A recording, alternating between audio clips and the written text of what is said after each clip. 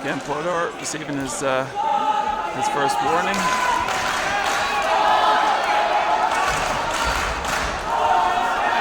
Again, leading Light's getting close. He uses fists. He's using his fist primarily. Oh, what a punch to the chin!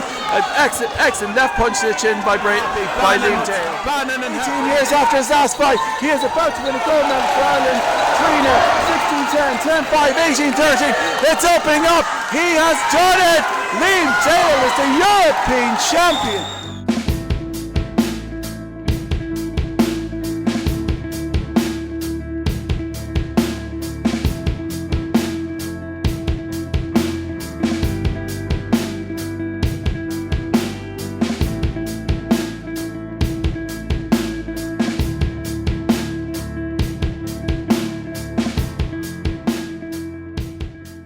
I know what this year curtails, Peter, because I know what last year curtailed, and at the end of the day, 48 years of age, you gotta work hard, you still have to make your living, you still have to look after your club, you still have to look after your other ideas, like meditation's big for me and the yoga's massive for me. And there are a lot of other things I want to do, so, but I don't lose sight of the fact that I am so lucky, you know that? To be able to have these options, I'm just so grateful. I said it to Jacqueline, all I wanted to do was have a fly and go for a walk with the dog. And instead I knew I was going up to having my ass kicked possibly, made a show of maybe. And thank God it didn't work out that way, but I would have. If someone had a rank and says, listen Liam, it's cancelled, I'd have, lovely, let's go for the fly. And then I'd have regretted it about an hour later. But that's one quarter out of the way. Onward and upward, and feeling good, you know. It all started back for me 14, 15 years of age. Now, in Tallaght at the time, it was hard enough to get a Chinese takeaway at the time. Now, it was Chinese martial art, but I was attracted to the philosophical side of martial arts as much as I was to the fighting aspect. Martial arts must be able to fight. There's no point in doing martial arts if you can't fight. But you must be able to transcend and get an understanding as to why you do it. It is a contrast to the opposite. Anything else that's here? That's not here. Relaxation.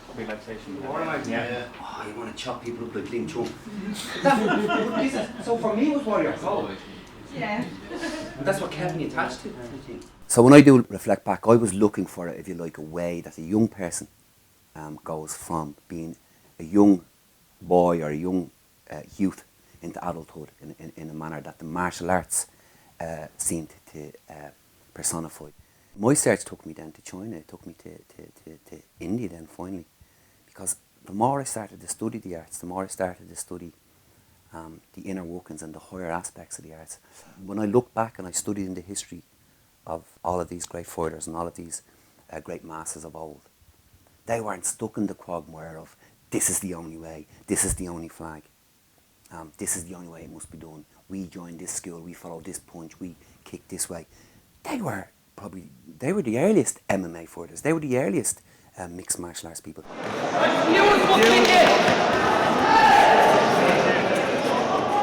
See, I've worked with some of the best coaches in boxing in this country, and quite a successful boxing country. So he's basically saying that I'd be blown away by his stuff, like, you know, and I kind of thought, well, like, for me to be blown away, it must be really good, like, you know, what are the odds of me being so impressed by it, like, you know.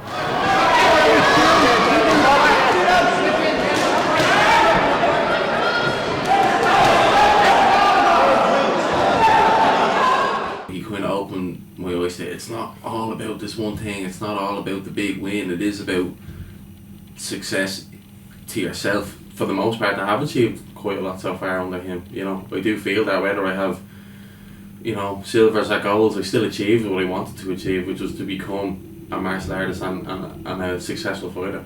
A lot of my pals would have got caught up with drugs, and I've met one of them there only a while ago. We had a great chat, and he had a pretty tough time with drugs.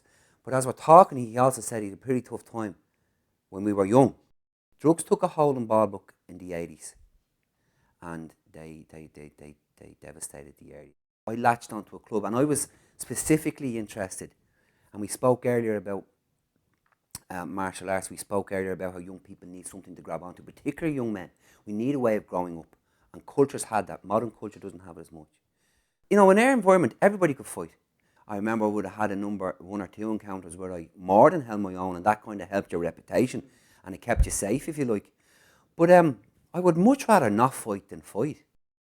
Kickboxing was always my love. We as a group of us, and the funny thing is when I did fight for the European title, the guys that were there to support me were all childhood friends. They went the kickboxing route specifically, and I went the kung fu martial arts route specifically, and we met and merged, and we always stayed in contact. In competitions I was quite good. I was a natural athlete, so I was coming on, I was winning. The few competitions we went into, I was doing pretty well, so I was starting to get a sense of place, a sense of who I was identifying with what I was doing.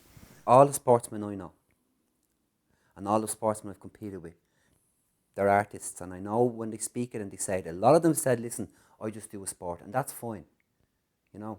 But if they're in kickboxing, or if they're in MMA, or if they're competing, a large portion, when they say art, I love this. Because a pure sportsman, a sportsman only, no matter how much they achieve, if they haven't done art, or they don't see themselves as doing art, well then they'll never do art. But an artist can always do sport.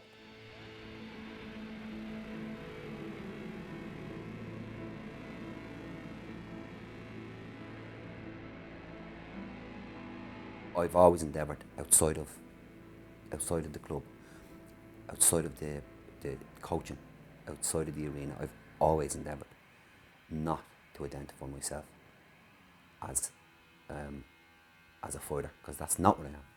I've always endeavoured to identify. It's just one of I take my art very seriously. I take myself very easy.